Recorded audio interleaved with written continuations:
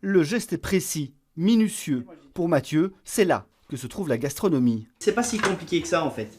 C'est faire ce que vous faites chez vous, mais en prenant plus de temps et en étant un tout petit peu plus créatif que parfois les recettes que vous allez suivre.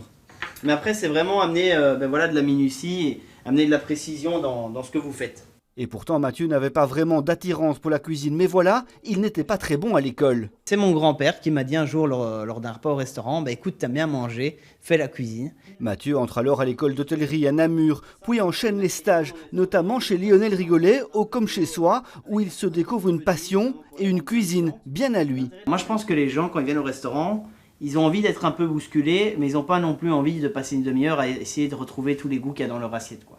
Donc voilà, c'est un peu ça mon style, c'est une cuisine assez percutante, si on peut dire ça comme ça. Comme ce maquereau en 2 cuissons, céleri, condiments et noix de coco.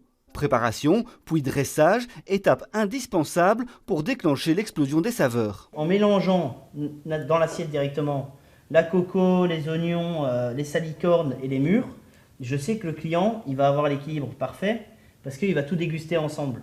Un savoir-faire qui a séduit la production de Top Chef, qui l'a contacté directement, d'autant que Mathieu était déjà actif à la Fourmilière. Je pense que ça pourrait être chouette de faire ça lors d'une des fins éphémères qu'on pourra reprendre. Un resto gastronomique éphémère le samedi midi. Qui consiste à faire un menu gastronomique avec un prix accessible et qui soit aussi en lien avec des brasseries qui se trouvent sur Bruxelles. Un premier pas vers son propre restaurant.